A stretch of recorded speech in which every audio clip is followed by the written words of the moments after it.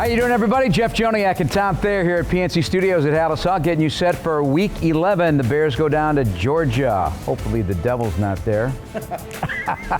The Atlanta Falcons are, though, and they're in Mercedes-Benz Stadium, and we have not been there, correct? We have not. We did broadcast one off of the big screen during the pandemic era. That was our first one. I'm excited to see the stadium, and you know, I'm disappointed that the Bears are such an underdog in terms of percentage chances to win this game. What is it?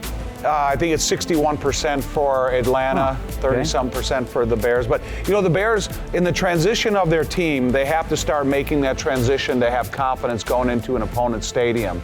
And I think this is the perfect game for them to go down there, go toe-to-toe with them, match physical with physical, the different styles of games they present, and the Bears got to take it to them. Shoot, I think they do have some confidence in that regard. They went into New England and beat the Patriots in primetime, you know? That was big. And again, that was a big obstacle to overcome. But now let's carry that with us, you know, from what they did in New England down to Atlanta, and, you know, keep all the important pieces moving in a really positive direction. Falcons have lost 2 in a row, and their number one topic down there, and thank goodness that's not the topic here anymore because you get tired of hearing it.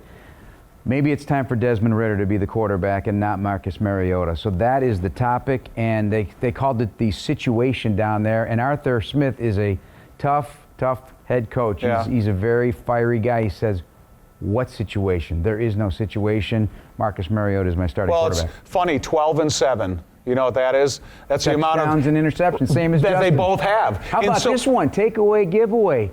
13 takeaways, 13 giveaways, both teams. Right. It's weird. I know, and you know, you even look at the stats from the team of what they're averaging per rushing and all that. They're so similar. And so that's why I'm saying, okay, this is a great contest for the Bears to go down to Atlanta and bring their show on the road and show everybody in the South that, you know, this is a team that's capable of big plays on offense and they can make some big plays on defense. Justin's been something else. I don't even know what superlative to throw out there. He's Mr. Excitement. He is must watch. He is must listen. We got to watch and see what's next from Justin Fields. And I know we'd like to see more of the passing game get unveiled and get more connections in that regard to supplement what they're doing in the rushing game. Now over 200 yards a game, by far the highest in the league overall as a team. And Justin just keeps breaking records. Already 5 NFL records and 5 Bears records. It's crazy. You know, if Justin doesn't break another record the rest of the season, I'm okay with that. 208 yards. That's the most yards passing that Justin has in a game this year, in Minnesota, no less. So now can you take that 200-plus yards and bring it to Atlanta? Listen, I respect, I love, and it's super exciting to see what Justin is doing. But for the rest of the year, if he averages over 200 yards passing a game, that will excite me more than over 200 yards rushing a game. All right, let's talk some defense here, Tom, because they got behind the line of scrimmage against Detroit, 8 tackles for loss. Defensive linemen, maybe their highest of the year, 17 tackles by just those guys up front. You got Dominique Robinson playing more, 55 snaps there. That led to 6 tackles. You know, got to get the pass rush going, obviously, and get some hits on the quarterback. But what do you see there in terms of that defense brewing and Jack Sanborn and Nicholas Morrow seemingly fitting in at the linebacker position, making plays? You know, since Matt Eberflus was hired, Alan Williams was brought aboard as the defensive coordinator. We've heard so much about the importance of the 3-technique defensive tackle. And when Justin Jones makes some plays behind the line of scrimmage, or he just at least gets penetration into the backfield, that's when his defensive line counterpartners can make some big plays. And I think that is an important role here. We hear a lot about it, but you don't really get to realize how important it is until you get a game like this, the defensive line performance against Detroit. So this is another thing that has to travel down to Atlanta. I do think that this is a defensive front 7 with the Bears that take a couple more chances. If you're going to blitz Kyler Gordon, make the sack. If you're going to blitz Jack Sanborn, get to the quarterback. Nicholas Morrow's got the speed to make some anticipation blitzes at the line of scrimmage. So all those things can help you. It puts a little bit of concern in the offensive coordinator or the opponent. So, hey, man, let these guys go. Let them give them some freedom to attack. What are they attacking? Well, they're attacking a running game first that also has a little bit of a quarterback influence, but they're also attacking a quarterback that will be careless with the ball if he feels pressure. You know, those 7 interceptions that we talked about, it's amazing in some of the areas that he throws, and I think that's why you have the question marks of the quarterback.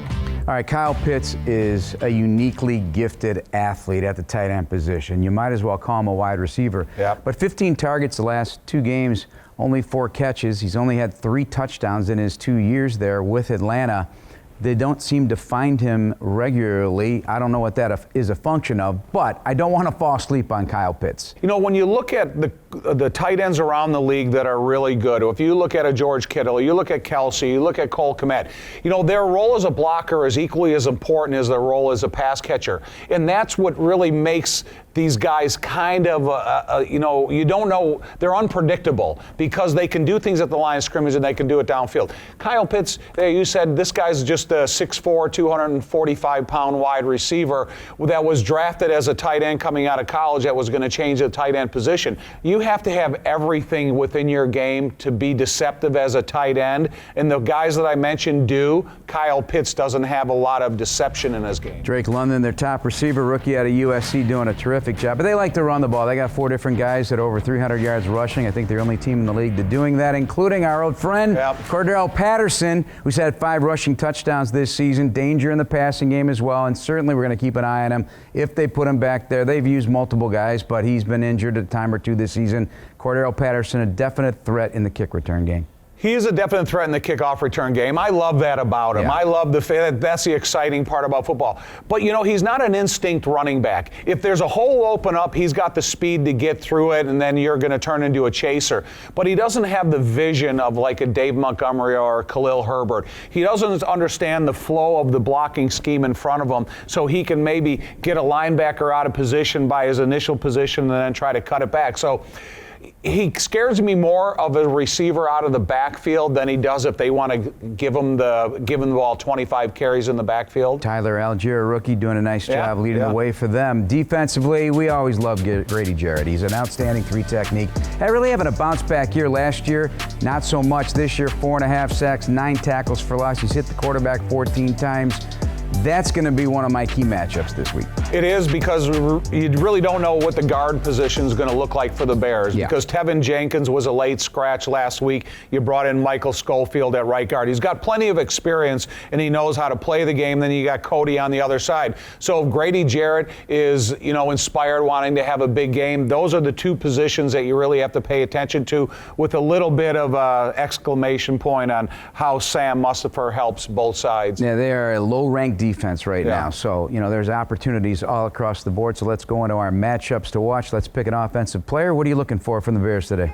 I'm going to go with kind of a combination of Chase Claypool and EQ St. Brown, because they were brought aboard here because of their size. But they had such limited targets last week against Detroit. They both had, I think Claypool was a 9-yard gain, 8-yard gain on his jet sweep, and EQ St. Brown had 11-yard gain. I need to see them get the ball in their hands more. I would like to see it through the air more so than on the ground, but I'm going to go with those 2 guys. I'm going to keep rolling with Cole. I'm going with Cole again. I know, it's chalk, right? Hey, listen, this is crazy. This is crazy. The only player since 1964 with 2 touchdowns in back-to-back games catching the football, Cole Kmet. Before that, it was Johnny Morris. I just think I think the connection's really brewing, and it could be one that we're going to see here for the next 8 to 10 years if all goes well. He's targeted. He's catching the football. They're creatively using him. And Atlanta has given up the 3rd most tight end passing yards this season. But I'm gonna keep going with the favorite. Yeah, you will. Here. That's okay. How about on defense? Where are you going? I'm gonna go with Nicholas Morrow. And the reason I'm gonna go with Nicholas Morrow is because he brings a different element of speed when he changes linebacker position, but he also understands how to play with Jack Sanborn.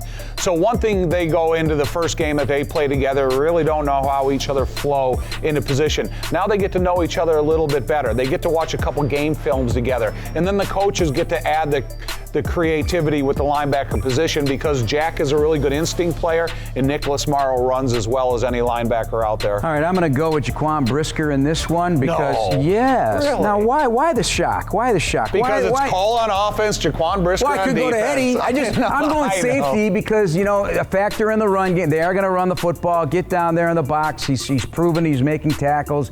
He can make plays. You can blitz him, blitz that guy, go after Mariota. And, hey, I'm thinking one of those two guys are getting a pick this week in the secondary. One of those two guys at the safety position playing on that fast service, and they just might get what you wanted a week ago, one of those pick sixes. Right? I just want to pick. I want to pick to get an extra possession to the offense. If it results in 6 points, I'm all for it. But just give me an extra possession for the Bears offense. Now, we normally don't do special teams, but in our remaining moments, I do want to touch on it because special teams over the last few weeks, and if you take the bulk of the season, there have been moments that it has hurt the Bears in terms of wins and losses. So whether it's a muff punt or a blocked punt for a touchdown or a missed point, you got to clean it up. This is a pretty good special team down there in Atlanta. You don't want to lose a special team game to the Falcons. Well, you can't have a kickoff out of bounds because that field position that creates, it's immediate. You get a couple first downs and you're in field goal position.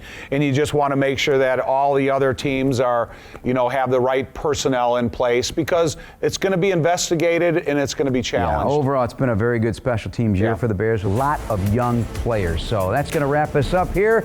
Bears and Falcons, join us on the radio on WBBM and 105.9 FM at 9 a.m. The pregame. Ron, Jim, and Jay will join us, and noon to kickoff. It's the Bears and Falcons who've lost 2 in a row. The Bears have lost 6 of 7. Got to get back in that win column. Hopefully they'll do it down in Atlanta, Georgia. For Tom Thayer, I'm Jeff Joniak. Thanks for watching, everybody.